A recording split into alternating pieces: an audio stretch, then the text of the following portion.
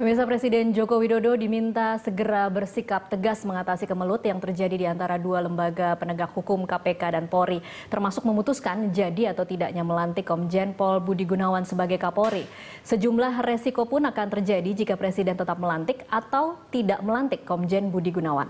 Lalu apa sebenarnya yang menjadi untung rugi jika Presiden Jokowi tidak melantik Komjen Budi Gunawan? Kita akan membahas hal ini bersama pengamat kepolisian Farouk Muhammad. Selamat sore Pak Farouk.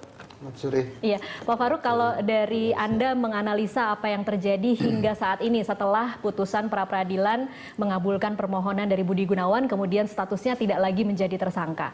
Menurut Anda, kira-kira apa lagi yang ditunggu Jokowi? Belum juga diputuskan. Iya, tadinya sih prediksi saya sebelum putusan ini itu boleh dikata hasil saya coba lihat-lihat mengamati itu ya 90% tidak dilantik. Ini sebelum hasil dari sidang pra-peradilan. Sidang pra-peradilan. Oke, ketika mengetahui ternyata hasil persidangannya dikabulkan, mundur kemungkinannya kan, kemungkinan tidak melantik itu menjadi turun. Menjadi turun, oke. Menjadi di bawah 50%. Oke. Gitu. Artinya menggambarkan posisi Jokowi semakin bingung melantik atau tidak melantik. Gitu. Tapi memang dalam kondisi ini saya melihat bukan dari pribadinya Jokowi ya, tapi betul-betul dalam kapasitas dia sebagai tokoh yang di sekelilingnya ada pihak-pihak juga yang ikut menentukan atau yang disebut dengan politik center pusat pengambilan keputusan politiknya itu kan ada di luar Jokowi juga. Kalau cara berpikirnya seperti itu, Pak Farouk, apakah kemudian artinya kita boleh curiga terhadap hasil putusan pra-peradilan? Bahwa hakimnya juga berada di bawah tekanan atau di bawah pesanan? Saya melihat memang dari segi saya juga orang hukum itu aneh gitu, banyak anehnya itu waktu menerima saja ini payung dasar hukumnya dari mana meletakkan dirinya. Kompetensi hakim itu memutus sesuatu perkara yang bukan menjadi kewenangannya. Iya, terlepas dari apapun alasannya mau begini tapi dia kan harus diletakkan dulu. Sama dengan seorang penyidik gitu, dia melakukan penahanan terhadap seorang tersangka yang ancaman hukumannya 2 tahun. Itu ditutup oleh tidak ada. Jadi dia mau menggunakan dia punya kewenangan untuk menyidik, tapi hukum tidak memberi kewenangan dia menahan orang dengan ancaman 2 tahun. Sekarang hakim itu punya kewenangan memeriksa, tapi dalam konteks ini dasar hukumnya dia memeriksa kasus seseorang ditetapkan tersangka itu kan menjadi permasalahan. Karena di dalam hukum seseorang ditetapkan tersangka itu pada waktu undang-undang KUHP itu dibuat, itu sudah dipikirkan semua pada saat itu apa saja yang boleh diputuskan oleh namanya pra-peradilan.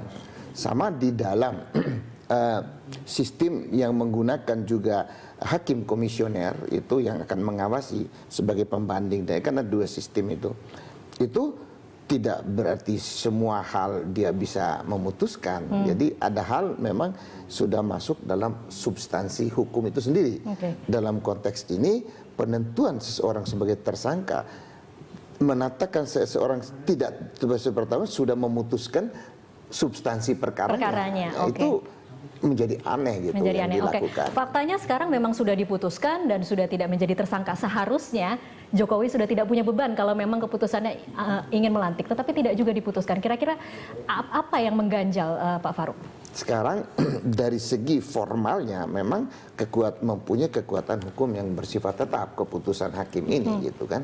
Tapi ternyata dari segi prosedur apa semua masih dilaporkan kepada KY.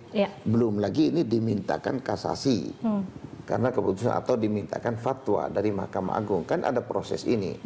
Jadi sehingga bagi seorang presiden tidak bisa hanya melihat loh ini sudah selesai, lantiklah sudah.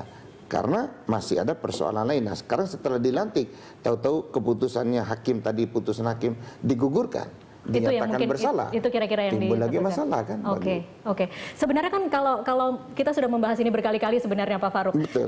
Lantik atau tidak lantik, kemudian kita bahas juga konsekuensinya. Kalau Iya. kita melantik, kemudian mungkin akan kehilangan dukungan dari massa, dari masyarakat. Kalau jadi melantik, kemudian yang akan kehilangan dukungan politik kemudian. Nah, apapun pilihan yang diambil oleh Jokowi, menurut Anda, apakah memang Jokowi sudah kehilangan momentumnya?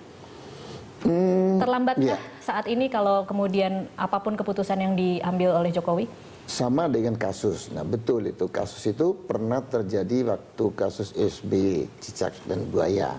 Nah pada saat itu saya dalam salah satu komentar saya di suatu media sosial, saya bilang itu orang meributkan cicak buaya polisi sama KPK. Iya. Oh ini salah ini, saya maju dengan ini. Dua-dua ini nggak ada yang salah SBY saya bilang. Kenapa SBY terlambat dia mengambil keputusan? Karena SBY masuk setelah mesin sistem peradilan pidana berjalan gitu. Nah pada saat itu SBY, padahal waktu saya bulan Agustus saya masih ingat saya beri masukan melalui Menko Polhukam, tolong sampaikan Presiden harus segera ambil keputusan, tapi tidak. Sebulan kemudian baru terlambat, hanya mesin sudah berjalan. Gitu. Jadi memang sebenarnya ya kalau boleh mundur ambil sebagai pelajaran ini, maka timing yang tepat pada waktu mengambil keputusan itu pada waktu begitu ditetapkan jadi tersangka stop sudah gitu. Jangan lagi dipaksa kasih saja kepada DPR. Oke, itu dengan kata lain kita mau mengatakan bahwa ini semua kekisruhan yang terjadi memang sumber masalahnya adalah Jokowi. Sumber masalahnya Jokowi ya sebenarnya kan untuk Jokowi kan dituntut untuk mengambil keputusan. Sumber permasalahan yang membuat melanggar hukum dong. Yang dituduh melanggar hukum dong. Kalau tidak ada itu ya tidak ada juga Jokowi kan. Oke. Kalau pada titik ini kira-kira apa yang bisa dilakukan oleh Presiden Jokowi yang secara resiko hukum maupun politik dianggap paling minim, Pak Farouk? Karena kan ada yang mengatakan kalau tidak melantik melanggar undang-undang karena sudah tidak ada beban lagi. Tetapi di satu sisi kalau dia melantik akan ada banyak sekali pihak yang sangat marah. Saya tidak melihat. Mungkin bagi politisi di Senayan yang merasa sudah memberikan restu, kecuali mungkin Demokrat sama PAN yang memberi catatan, ya itu kan merasakan pada saat itu mereka sudah memberi persetujuan kenapa tidak dilantik. Kalau isu itu yang mereka angkat, saya agak menyesalkan. Kenapa persoalan itu dijadikan mana yang lebih penting? Ini persoalan politik sama persoalan substansi. Kita mau mencari figur negarawan yang akan memimpin suatu lembaga penegak hukum, lembaga penegak keamanan, ini yang kita harapkan semua. Nah kalau itu dikorbankan, kalau hanya karena prosedur politik, apalah artinya? Kita sedang berpolitik apa? Mari kita secara substansial juga berpolitik, tapi juga tidak mengorbankan. Hanya karena prosedur, sudah kami memberi persetujuan, kenapa Anda lantik? Siapa seharusnya sebenarnya? Ya nggak usah dipermasalahkan itu. Kalau ada suatu kepentingan, dia besar untuk kepentingan bangsa, mari para politisi itu berbesar hati menerima apapun demi itulah negarawan. Tapi kalau main politik begini kan memang tidak saya rasa mundur ini negara ini kalau kita cara begitu kan. Baik Pak Farouk, kita masih akan lanjutkan di segmen selanjutnya. Pemirsa tetaplah bersama kami masih akan kembali usai jeda komersial berikut ini.